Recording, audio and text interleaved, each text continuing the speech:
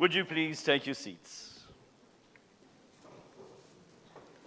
You know, this morning at some point the power went off in the area around here, and I suppose many parts of town as well. And I thought to myself, how ironic with the theme this morning, Jesus reminds us, I am the light of the world. That it doesn't matter if the power goes off and Eskom switches off, or eThekwini doesn't do whatever switches on, or people overload the system, whatever it might be. That God doesn't need electricity for His power to be present in our lives. As we continue our journey looking at Jesus' statements of I am, we are reminded that Jesus says to us, I am the resurrection and the life. That Jesus reminds us that He is the good shepherd and His sheep know His voice. But this morning we come just to pause for a moment and to be reminded that I am the light of the world. That whoever follows me will never walk in darkness, but will have the light of life. As John 8 verse 12 reminds us. You know, many of us as children were afraid of the dark. If you had a tree close to a street light and that wind would blow and those branches would sway, you could imagine, and your mind would fill about all these boogeymans and things that would jump out. And I'm not going to give anyone a fright this morning. Would jump out and give you the shocker. You would check under your bed. You would just think of, you know, what can you do? Mom, can you put the lights on, Mom? The fear we had as children. And then we grew up. And as adults, there are new fears. There are new boogeymans that seem to terrorize us in so many different ways. Yet, there is an eternal light that burns brightly, clearly. Light that is filled with power. Light that is filled with presence. Light that is filled with hope. The contrast is between light and darkness. For God is the light of this world, and Satan the prince of darkness. Yet as Acts 26 verse 17 to 18 says to us, yes, I am sending you to the Gentiles, to open their eyes so that they may turn from the darkness to light, and from the power of Satan to the power of God. On Thursday, we invite you to join us down at Warner Doon Lifesaving Club, our usual spot when we do early morning services. What day do we celebrate on Thursday? Ascension Day. Who knows what Ascension Day is all about? Anyone want to venture a guess? I'm looking for sermon material for Thursday. I haven't prepared yet. Christ rose up. Okay, so obviously, ascension, He ascended into heaven. But what else? That came a bit later. Okay, I know exactly what I'm preaching about. Be there on Thursday morning, 6 o'clock at the beach, with your costumes and your towels, and we'll go into the water. I'll first baptize you all. It's our church's marching orders for every one of us as believers, because Christ is risen into heaven. He reminds us that He gives us a task. He gives us a command to go into all the world and to be His witness. And a few other things which we'll share on Thursday. But as Jesus calls and invites you and I to go and to be witnesses, what are we witnesses of? Just before Jesus shares the words with the disciples, I am the light of the world, He's sitting inside the forecourt of the temple. And as Jesus is sitting over there, the Pharisees and the Sadducees bring a woman to Jesus. And they come with an accusation. It's a story we all know. It's an accusation that probably fits every single one of us. The term might be different for you or for me, but it's an accusation nonetheless. But it is through what the Sadducees and the Pharisees do, and Jesus Christ's response, that makes us aware of three simple things, yet profound things that change our lives eternally. The reminder of the law, the reminder of love, and the reminder of light. So at dawn, Jesus appeared again in the temple courts, where all the people gathered around him, and he sat down to teach them. But the teachers of the law and the Pharisees brought a woman caught in the act of adultery. And they made her stand before the group and said to Jesus, "Teacher, this woman was caught in the act of adultery. For it is in the law of Moses that we are commanded to stone such a woman. Now what do you say?" And they were using this question as a trap, in order to have a basis for accusing him. John 8, verse 2 to verse 6. You see, according to the law, according to the rules and the regulations, which I still find strange for the Pharisees and Sadducees, because in Exodus, God gives 10 commandments. 10 commandments. But these critters, it's like whenever you leave things to humans long enough, we go and change everything. Like the game Monopoly came out first. No, we don't like Monopoly. We're now going to have whatever it is. And all the games we started adjusting because we wanted to fit our likes and our desires. So the Pharisees and the Sadducees take 10 commandments. The first 4 deal with us and God and our relationship with God. And the next 6 deal with us and each other. How we as a community, how we as a fellowship, how we as, whether you're a believer or not, how we treat each other, how we respect each other, how we afford each other a little bit of space, a bit of light in the sunshine. And the Pharisees and the Sadducees say, no, that's too difficult. And so they take the 10 commandments and they grow them into 613 new laws. Now, I was never good at maths, but my understanding of maths is 10 is a heck of a lot less than 613. And so they come with this mindset of, well, God has given us clear instructions on how to live and how to be. And with 613, I can understand maybe their confusion as they come to Jesus and say, according to the law of Moses, not God's law, according to the law of Moses, this person should be stoned.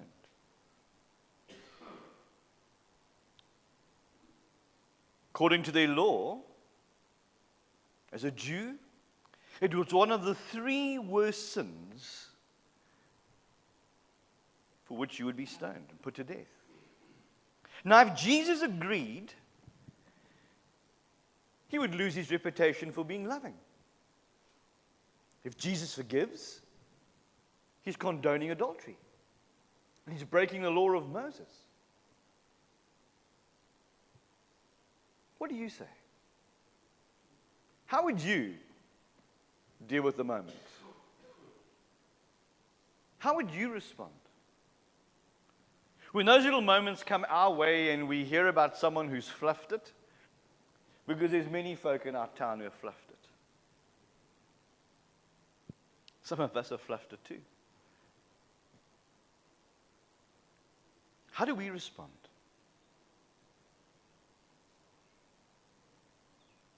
The truth is, the law reveals our guilt. Law is blind. Doesn't matter who you are. Rich, poor, power, no power. Whether you live in the biggest mansion or you live under the bridge. The law is blind. The law makes us aware of where fault or what fault is. Whether you've lied or stolen or lusted, whether you've used God's name in vain, the law reminds us that we have overstepped the mark. The mark is harametia in Greek, which means an archery term, to miss the mark. You've heard me say this before. You've heard that little saying, a miss is as good as a mile. It's like you and I trying to justify that little lie we told. You know, just a little white lie. Wasn't that bad, was it? But the truth is, whether you miss the mark by a trillionth of a millimeter or by a mile, you and I have missed the mark. And the law makes us aware of that. My sin isn't as big as yours. Yours is a lot worse than mine. No. Because we are reminded the wages of sin is death. Your sin, my sin, they ain't bigger, they ain't smaller.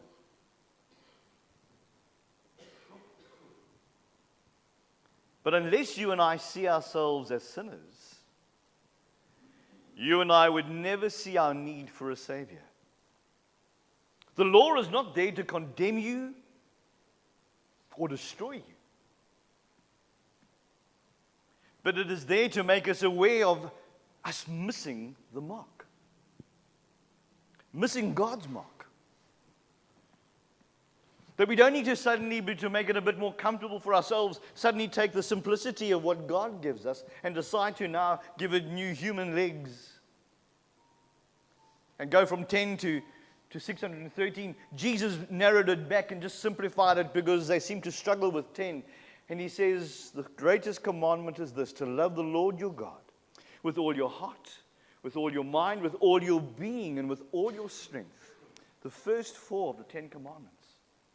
The second, he goes on to respond, and the second is this, to love your neighbor as you love yourself. Don't get fixated on neighbor. There are some neighbors who are really lovable. That's true. But Jesus brings the attention back to you and to me. As you love yourself. There are some of us who sit here this morning, and as strange as it may seem, loathe ourselves. Struggle to love.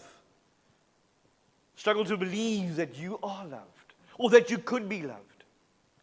Because maybe you've heard, or someone's come along to you with a law, and they use it as a rod to beat you day in and day out. Remember when in 1984 you did that? Remember when you said that? I'm sorry, that's a marriage.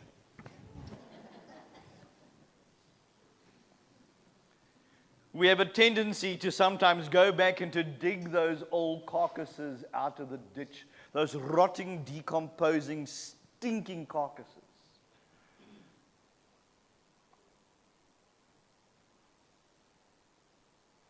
But unless we become aware of our sin, we would never know our need for a Savior.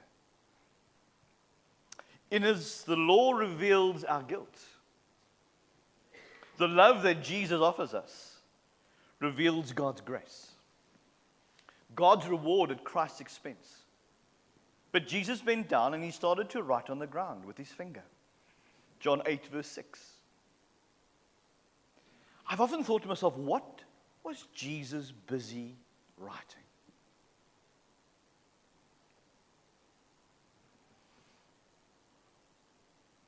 When you go and dig a little deeper, some of the manuscripts, some of the commentators say that Jesus wrote the sins of the accusers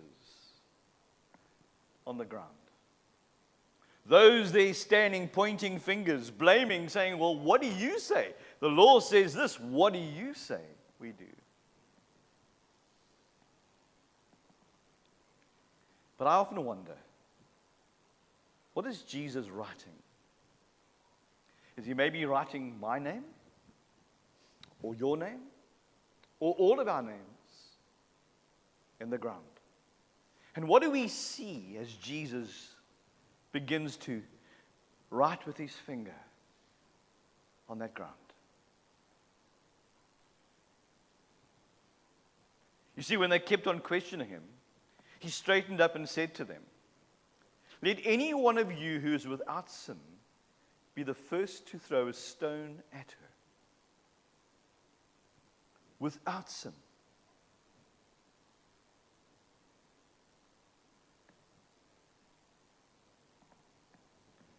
Does this mean you and I just up and walk away from folk who do things wrong? No. This isn't our license to do what we want to do, how we want to do, when we want to do it. Nope. Two words that as Christians we sometimes struggle with is responsibility and accountability. We never take responsibility. The devil made me do it. Sounds like a cricketer some years back.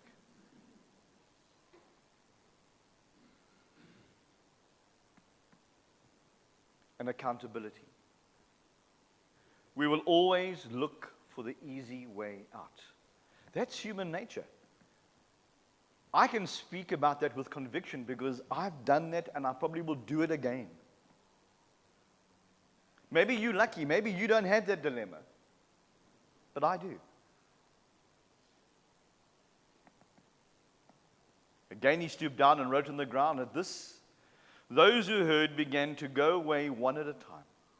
For the older ones first, until only Jesus was left with the woman still standing there. Jesus straightened up and asked her, "Woman, where are they? Has no one condemned you?" "No one, sir," she said. "Then neither do I condemn you." As John 8, verse 8 and 11 remind us.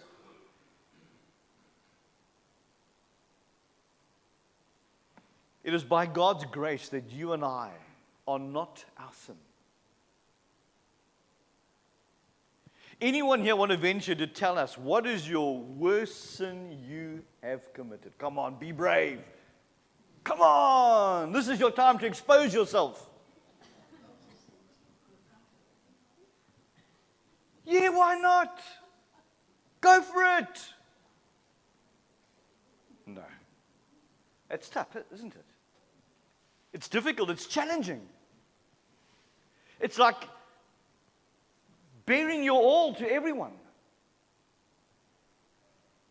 You'd rather go and hide in a corner, disappear, lock yourself away from the world,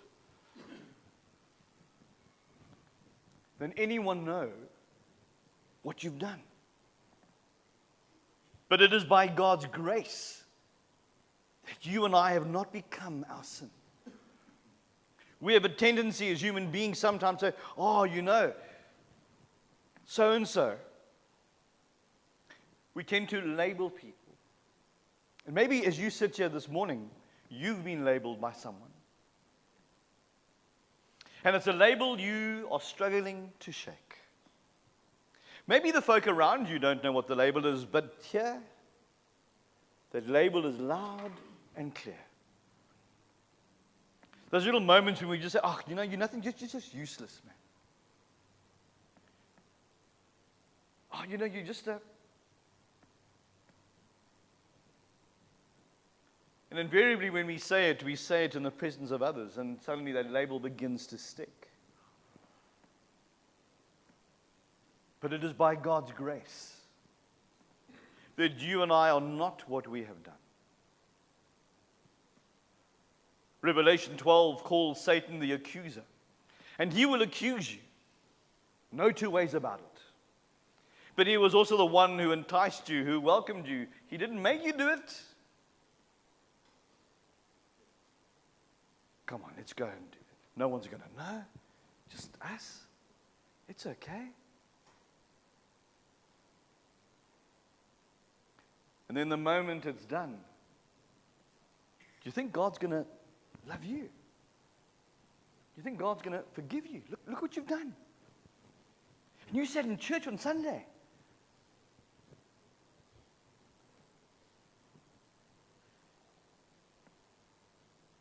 I think I've ruined everyone's Mother's Day. You see, what you've done, no one will love you. Satan will remind you of your past. But Christ reminds us of our future. He says, neither do I condemn. Neither do I. But he doesn't just leave it there. He doesn't just say, you are forgiven. He doesn't say, well, understand that's just the way you are.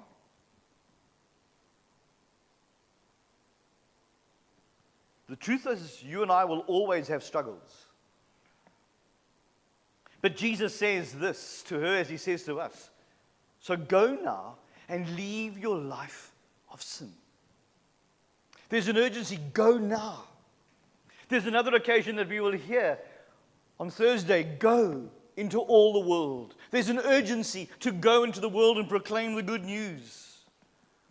There are many in the world who walk around and live as if they are condemned by their sin and their failure. It is not right what we do and where we fail and where we fall apart. Yet Jesus Christ calls you and I and brings us back to new life. He invites us to live again, to go and share the hope, the promise that he has in him. Go now and leave your life of sin. Yes, the law reveals our guilt, but the love of God reveals God's grace and God's mercy that was paid for you and me. And it is the light that reveals our hope in Jesus Christ. Verse 11, go now and leave your life of sin. When Jesus spoke again to the people, he said, I am the light of the world. Whoever follows me will never walk in darkness, but will have the light of life.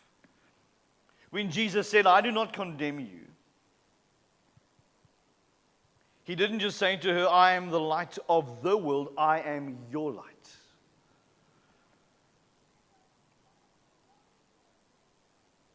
I have come into the world as a light, so that the one who believes in me should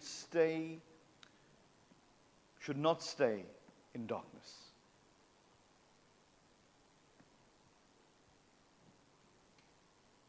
You know, I've flown overseas a couple of times. And often as you fly over different countries, especially at night, you suddenly see in the midst of flying over the Sahara Desert, and over the Sahara Desert there's virtually nothing. Nothing. When you look out, and I don't sit there with my head the whole way on the trips here, don't worry. It's sometimes in the midst of the barrenness of space that you notice in the midnight hours a tiny light in the midst of the darkness, that from how many thousands of meters up above you can see it shining. It's there. The darkness is overwhelming, but the light is there. No matter the darkness you and I might be facing today, I want to say to you, the light of this world, your light, my light, our light is shining. There is hope. There is promise. There is life. There is a gift. There is a message for you and I to share, the hope of Jesus Christ for the world around us.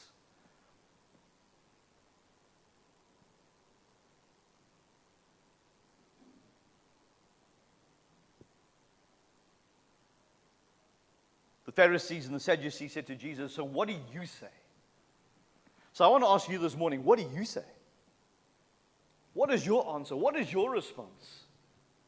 How will you go at Jesus' instructions?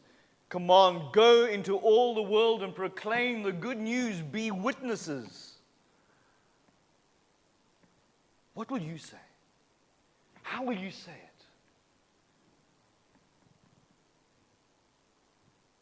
I hope this makes you sufficiently uncomfortable to think a little about what will you say. Folk, I want to say to us, we've got to stop coming to church and then go and do nothing.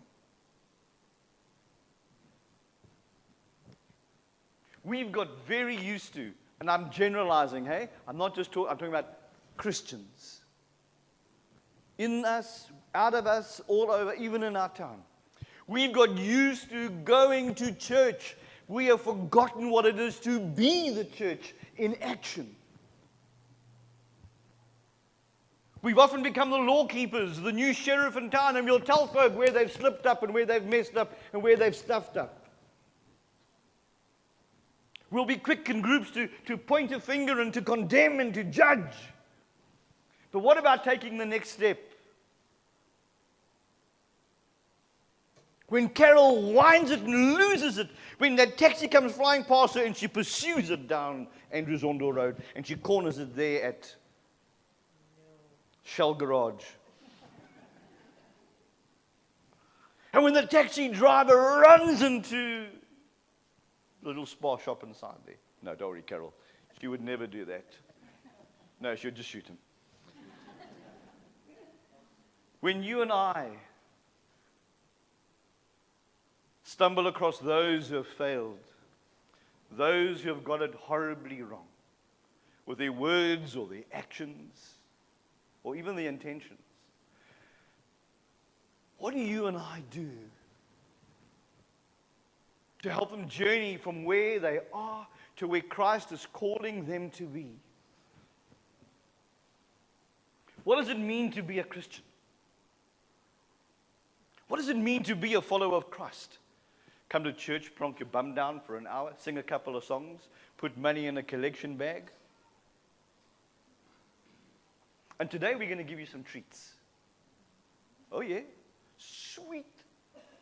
Not like a lemon, sweet, sweet. If you stick around for tea, how does the song go? If you go down to the park today, you're in for a big surprise. Da, da, da, da, da, da, da, da.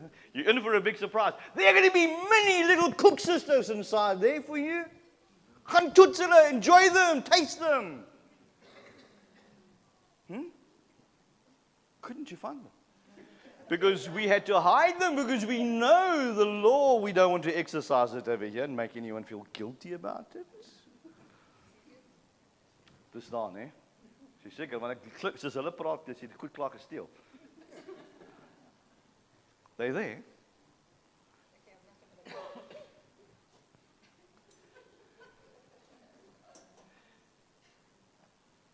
But in our faith, what do we do? Because I want to say it's not just good enough to call yourself a believer of Jesus. You and I need to be witnesses, sharers of Jesus' good news, His love. And I'd venture to say the easiest is with as few words as possible, but as much action as you and I live it out every single day.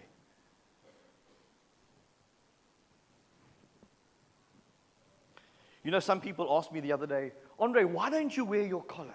Why don't you wear your vestments? Let me be honest with you. Gary, this is maybe where you need to stop recording.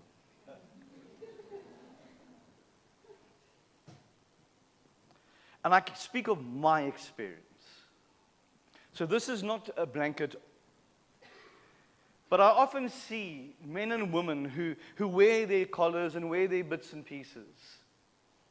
And ask me, I know, I'm our district secretary. I get to deal with 21 circuits, 400 and something churches. I get to deal with every one of those churches' leaderships. I get to deal with every one of their circuit stewards.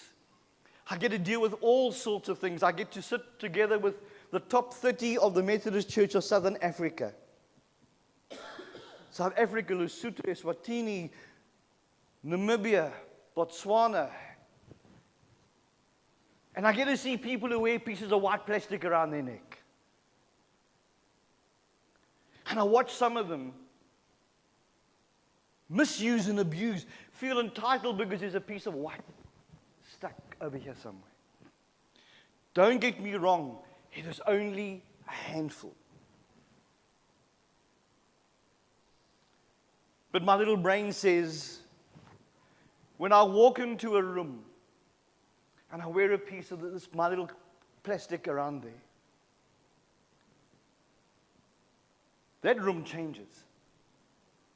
That room changes. Ooh, suddenly everyone is smiley and radiates warmth and care, and everyone speaks so well and so eloquently, and there's no breakdown until I go along and say, what?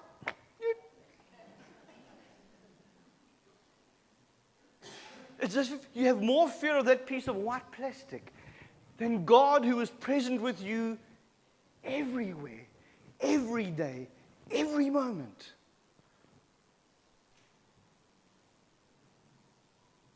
I'm proud of being a Methodist minister.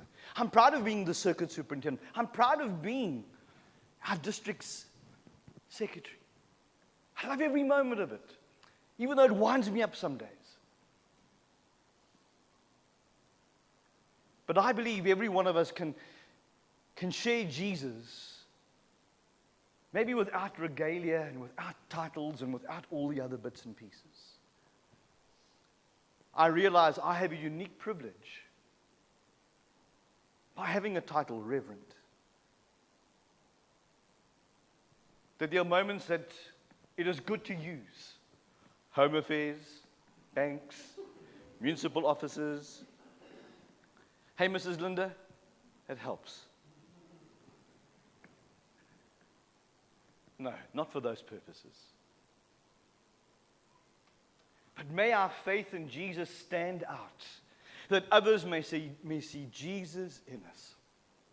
There's a beautiful chorus, an old chorus. Let the beauty of Jesus be seen in me, all his love and compassion and purity. Yeah. May the beauty of Jesus be seen in you and I today. To the moms in our midst, thank you for being who you are. Thank you for emulating Christ's love in our presence. For giving us a foundation in so many times, so many moments of knowing Christ's love. And sometimes for the many moms who sacrificially give that love. It comes at cost. Thank you to each and every one of you for the difference that you make, for the love that you share. Because you've taught us how to love. May God bless you in this unique and special day. May it not just happen for this day, but may we learn to love each other every day. May you come to know the love, the peace, the presence of Jesus, not in the words that we use, but in the love we receive and the love that we give. Christ commands us, go into the world. Not get stuck in our enclaves of church buildings. Go into the world. May you and I go and be his church, the living body of Christ. May we share love. May we share hope. May we remind others of God's law, but may we help others to encounter God's grace. May we share the light of Jesus, that they too may know the forgiveness that Christ brings. With the simple words, go and leave your sin behind. So as you and I struggle with our sin sickness, may Christ bring restoration to every one of us. There is a beautiful chorus that we sing. May it be our anthem, maybe this week. That we are a new creation, no more in condemnation. Not because we're good, but because of God's goodness for us. We sang about it a little earlier. So let us stand as we sing together. And to say there will genuinely be many Koeksisters. They aren't packed out yet, Beth.